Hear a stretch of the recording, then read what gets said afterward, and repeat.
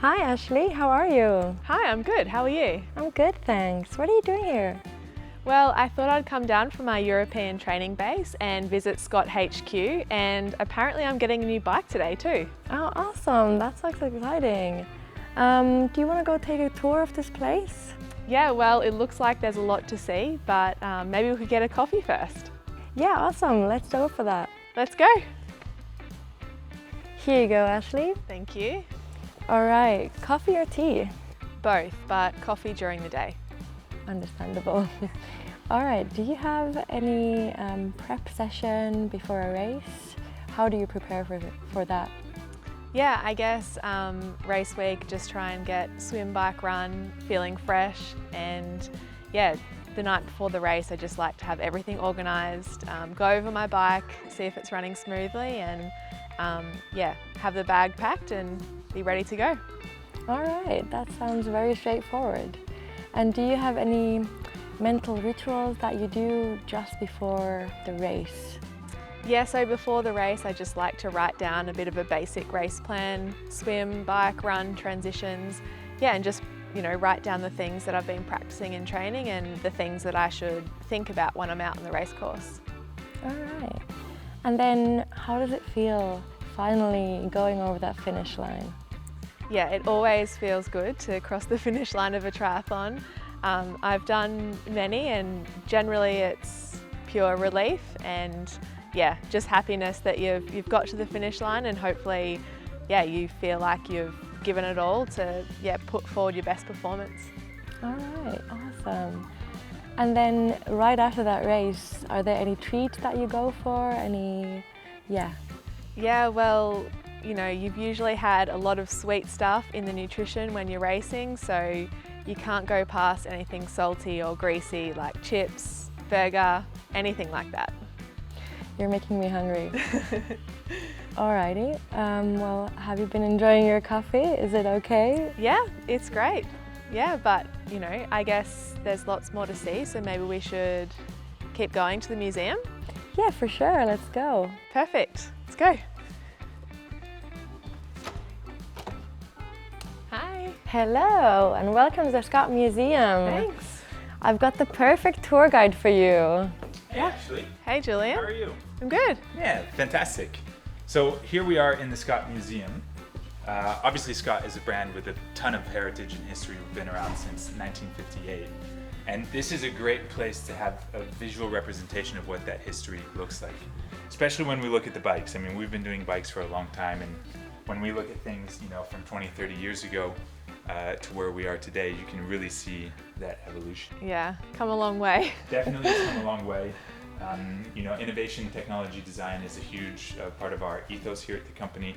And with a lot of these products, you can already see that even at the time, those three words were kind of the driving force behind what we were doing. And sometimes it takes developing a bike like this, the Octane PH, to then end up with a bike like this. So a few years in between, but the end result is really quite spectacular when you see where we've come. Yeah.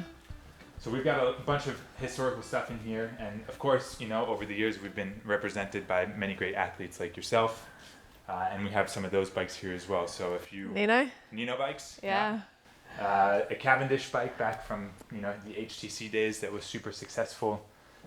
Nino's bike from the London Olympics when we first introduced the 27.5-inch wheel size.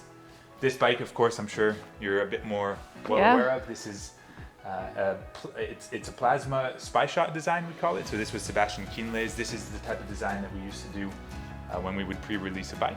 Yeah. And this bike, I believe, was used at IM Hamburg in 2014, and he would use this frame when it was launched to then win World Championships in Kona. Yeah, I remember that one. So do we. Yeah, big moment for us and for him as well. Jenny Rysved's Olympic gold-winning Spark from Rio. Fellow Aussie Matt Heyman's Paris-Roubaix winning foil. That's nice. a very cool bike to have here. And our first ever Grand Tour winning Addict RC back from the Mitchelton Scott days. So that was at the Vuelta in 2018. And it all started with one product in 1958, and that was the first aluminum ski pole, which you can see right here.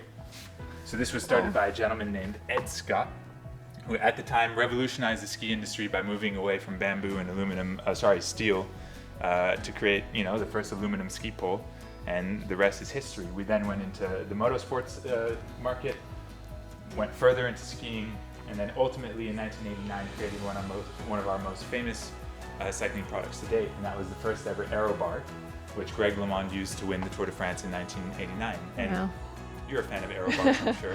Yep, and they've definitely come a long way They from have, yeah. 1989. So many of our products have, but it's cool to see a lot of these older products because a lot of them kind of resulted in what we have today and have developed over time to really improve the lives of all cyclists around the world. So Yeah. it's been a cool ride. Speaking of rides, I have to let you go though because the lunch ride's going to leave without me. Okay. Can't have that happening. So Leave you enjoy to the rest it. of your day. Back to work.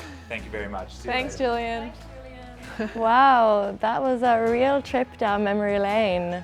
Well, talking about memory lanes, what about you? How did it all start for you then? Yeah, so I guess I was 14 years old when I got into triathlon. I was just running with a group and they were all cycling and swimming too, and I guess I was a little bit jealous. So yeah, I joined and did my first triathlon when I was 14 or 15.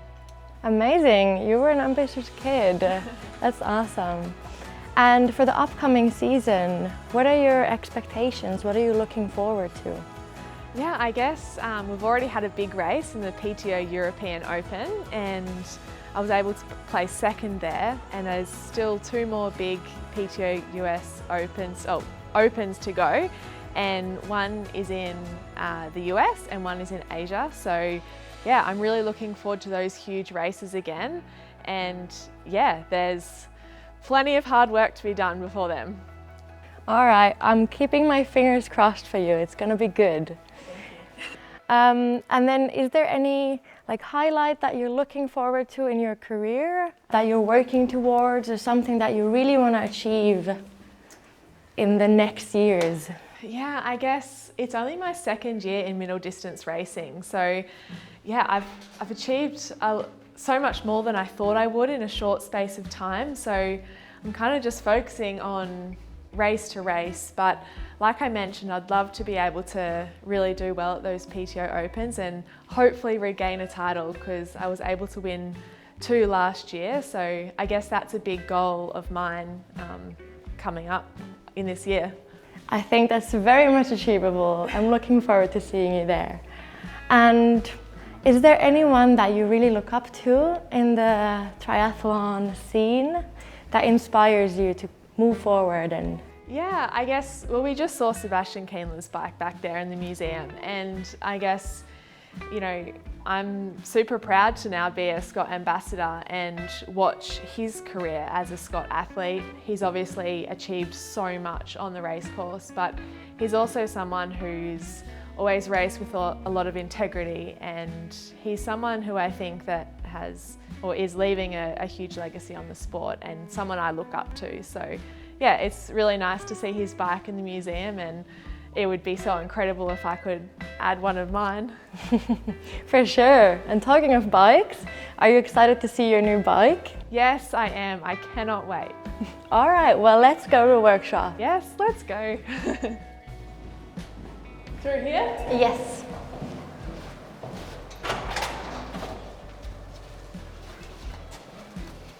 Fucking hell. That's a lot of bikes. So welcome to the Scott Bike Garage. Yeah, wow. I guess you can bike to work and then you can bike in your lunch break?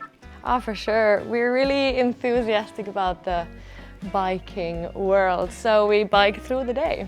Nice. Well, there literally must be hundreds of bikes in here. There must be over 1 bike per person, for sure. Yeah, this is really cool to see. Yeah, and here we go. It's right on over here, your bike.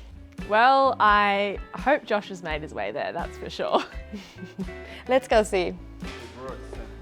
Hello. Hey, Ashleigh. There she is. This looks awesome. I love it. Yeah. Wow. The paint's awesome. Yeah. Not going to miss this in transition. Nice. How's the factory tour? It's been good. I've seen all of Scott HQ, the museum, the workers, the garage. Yeah. It's been great. Did you ask for some ski poles or some goggles? Not much use in Australia, Josh. But I would like to take this out in the sunlight. Yeah, get some pics. Yeah? Yeah. Yeah. That Looks looks race ready. My internal hydration's there. Rear storage. Race wheels on. Yeah, she's ready to go. Let's get her down. Looks fast. Thank you. All right, there it is, your new bike. How do you like it? Yes, I absolutely love it. I've never had anything like this before, so I'm so excited to get riding.